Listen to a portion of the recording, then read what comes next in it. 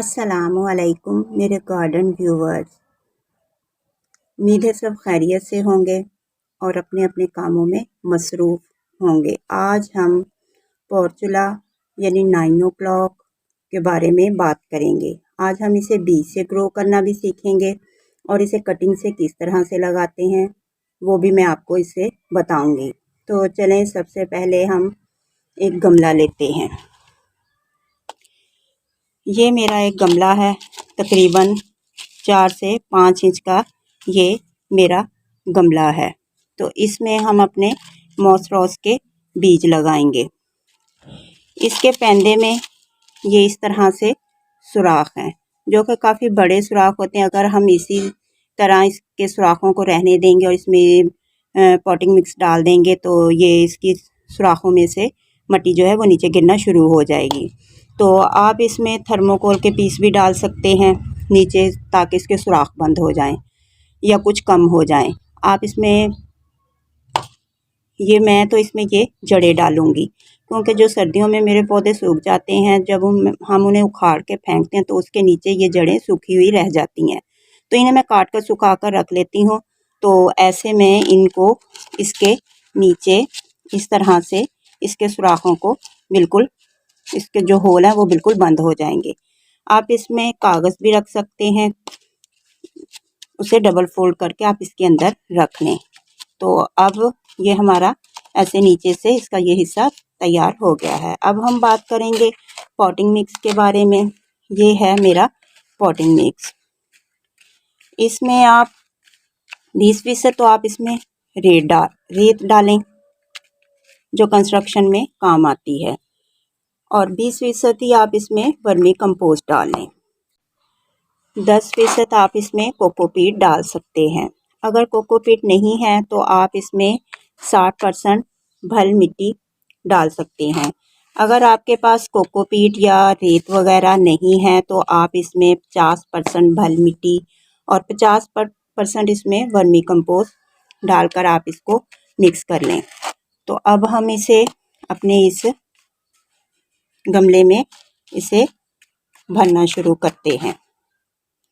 ये इस तरह से आप इसे ऐसे भरते जाएं अपने गमले में। इसके पोर्चुला के जो बीज होते हैं वो बहुत बारीक साइज में होते हैं।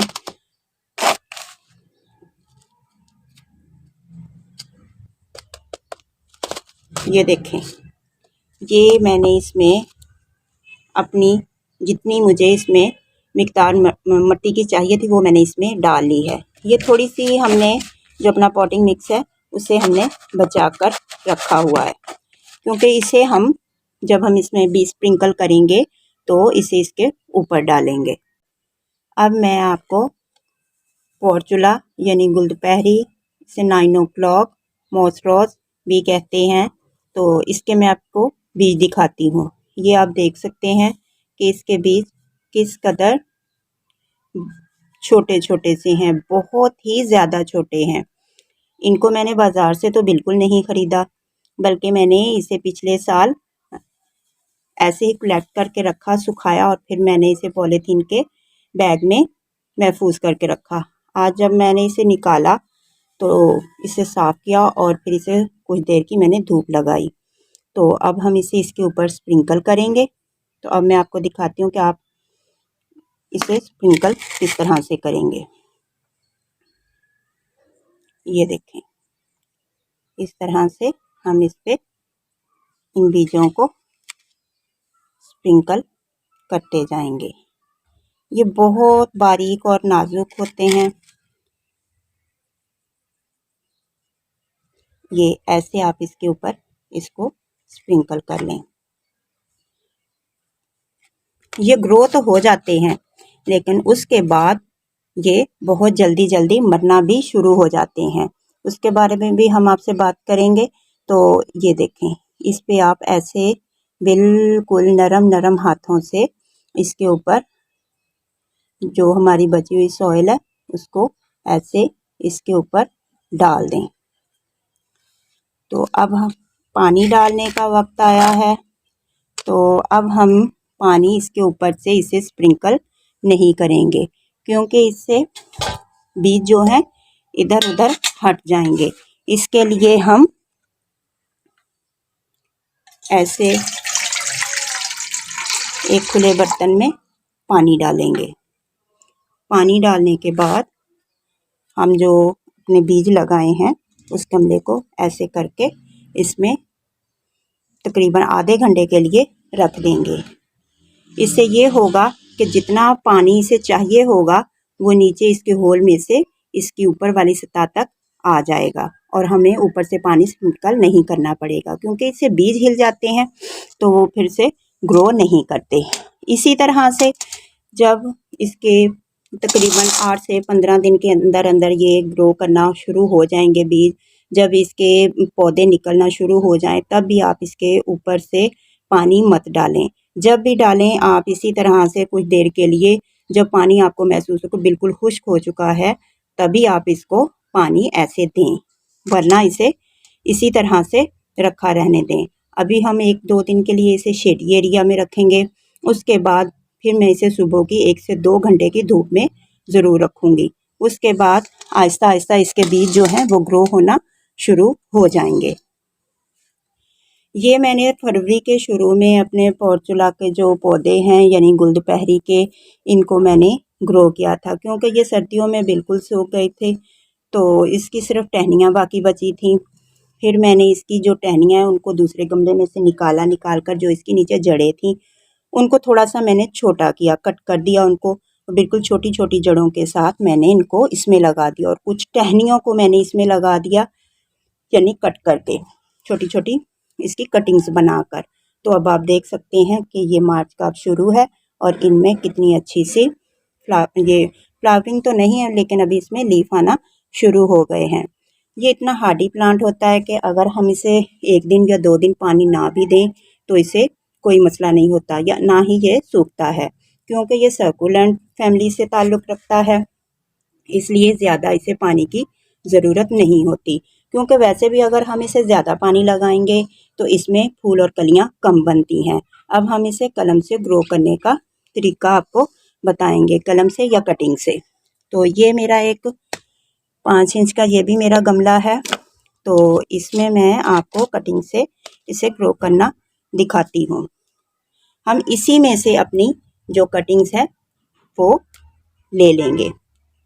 तो ये कटिंग मैंने इतनी बड़ी ये मेरी कटिंग है, इसको हम यहाँ से कट कर लेंगे।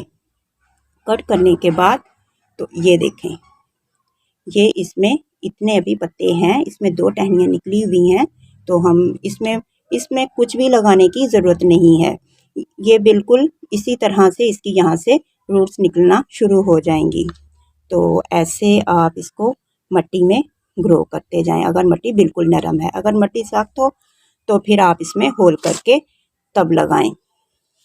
तो ये हमने अभी एक कटिंग लगाई है, तो ये हम इसमें अब अपनी, ये अब यहाँ से सख्त है तो इसमें मैं ऐसे करके अब होल करूँगी। होल करने के बाद इसको इसमें ऐसे हम लगा देंगे। ये मेरी 2 कटिंग्स हो गई हैं। तो ये देखें, ये भी अभी मेरी पिछले साल की कुछ कटिंग पड़ी हुई थी, इसके साथ ये जड़ें भी बनी हुई हैं। तो ये देखें, ये इसी तरह से पड़ी पड़ी अब ये इसके छोटे छोटे जो हैं वो लीफ आना शुरू हो गए हैं। अगर आपको नज़र आ रहे हो तो ये नीचे जड़ें हैं, ये जड़ों की मदद से और भी जल्दी जल्दी ये ग्रो करना शुरू कर देगी। तो इसे भी हम लगाते हैं। तो ऐसे आप इसमें होल कर लें। होल करने के बाद आप इसमें इसको ऐसे अच्छे से दबा दें। इसमें मैंने अभी ये 3 लगाई हैं। ये मेरा कैनाडुला का इसमें प्लांट बिल्कुल छोटा सा लगा हुआ है, इसमें बस 1 या 2 फूल आएंगे तो ये ख़त्म हो जाएगा। तो ये जो फिर मेरा मॉस रोज़ यानी गुलदपहरी है, तो इसमें ये ऐसे ही चलती रहेगी। इसको मैंने काफ़ी बड़े बड़े गमलों में भी लगाया होता है, तो ये तकरीबन हर कलर में होगी। तो ये देखें, ये मेरी अब एक और मैंने इसमें अपनी कटिंग लगा दी है। इसके पत्ते को हम यहाँ से तोड़ देंगे। तो इसमें मैंने अपनी 5 कलमें लगा दी हैं। तो अब हम इसमें अभी एक और कलम लगाएंगे। जितनी भी ऊपर से इसकी सूखी हुई टहनियाँ होंगी उसे हम ऐसे करके कट कर देंगे, जितनी भी सूखी हुई टहनियाँ होंगी। उसके बाद ये इसकी आगे से पत्तियाँ आना शुरू हो जाएंगी। तो इसके ऊपर भी इसे तो हम इसी तरह से ऊपर से पानी लगा देंगे। अभी मैं इसको सिर्फ 1 से 2 दिन के लिए ही शेड एरिया में रखूँगी, नेट के नीचे। ये मेरी नेट लगी हुई है, मैं खुद भी नेट के नीचे ही बैठी हूँ। तो ये इसको पानी आप तभी लगाएं जब देखें कि ये बिल्कुल ऊपर से खुश्क हो गई है, तो आप तभी इसको पानी लगाएं, क्योंकि इसे ज़्यादा पानी की ज़रूरत नहीं होती। तो बाकी के जो गमले मैंने अभी फरवरी के शुरू में लगाए हैं वो मैं आपको चेक करवाऊँ, आपको दिखाऊं कि देखें इनकी कितनी अच्छी अब ग्रो शुरू हो गई है, और मार्च के एंड तक ये फुल गमले मेरे भर जाएंगे। अगर आपको मैं पास से दिखाऊं तो ये देखें, ये मेरा गमला, इसमें कितनी अच्छी लीव्स आ गई हैं, और ये मेरा दूसरा गमला है, इसमें भी कितनी अच्छी मेरी लीव्स आ गई हैं। तो ये मेरी एक बोतल है, बोतल को मैंने कट करके इस पे कलर करके तो इसमें मैंने इसे लगाया हुआ है। इसमें भी आप जितनी, ये मेरी पिछले साल की लगी हुई थी, इसमें ये देखें ये मेरी कुछ टहनियाँ जो है इसमें ये बिल्कुल खुश्क हुई हुई हैं। इन्हें मैं अब उतार कर फेंक दूँगी, फिर यहीं से मेरी नई जो है वो ग्रो शुरू हो जाएगी। ये देखें ये भी बिल्कुल खुश्क हो चुकी है। जो बारीक टहनियाँ होती हैं सिर्फ वही खुश्क होती हैं, जो मोटी टहनियाँ होती हैं वो इसी तरह पूरी सर्दियाँ पड़ी रहती हैं। तो जैसे ही मौसम बदलता है इनमें फिर से फ्लावरिंग लीव्स आना शुरू हो जाती हैं। ये देखें ये जितनी भी हैं आप इसको बिल्कुल साफ़ कर दें, इसके ऊपर से सारी सूखी हुई टहनियों को उतार दें, तो इससे ये बहुत अच्छी ग्रो करेगी। इसमें अब मेरे रेड कलर के और येलो कलर के इसमें मेरे फूल आएंगे। ये मेरी इसी कलर में लगाए हुए 9 o'clock यानी पोर्चुला, मॉस रोज या गुलदपहरी, या बहुत से लोग इसे बूटी भी कहते हैं, गर्मियों में लगाई जाने वाली। हर घर में कोई और पौधा हो या ना हो, बड़े ना लगाएं, बच्चे आमतौर पर मॉस रोज इसको लाकर छोटी छोटी गमलों में या किसी छोटे से बर्तन में या किसी कुंडी वगैरह में ज़रूर लगा लेते हैं। तकरीबन हर घर में ये पौधा ज़रूर होता है, और इसमें pink, yellow, white, maroon, red हर कलर के तकरीबन इसे फूल बहुत अच्छे लगते हैं, बहुत प्यारे लगते हैं। गर्मियों में तो इसके बिना हमारा गार्डन जो है बिल्कुल ही सूना सा लगता है। जी तो नाजरीन, आपने मेरे पोर्चुला को बीज लगाने का तरीका और उसे कटिंग से लगाने का तरीका आपको समझ में आ गया होगा। तो अब मैं आपसे इजाज़त चाहती हूँ, आपसे अब मैं अपनी नेक्स्ट वीडियो में मिलूँगी, तब हम किसी और टॉपिक पे बात करेंगे। अल्लाह हाफिज़।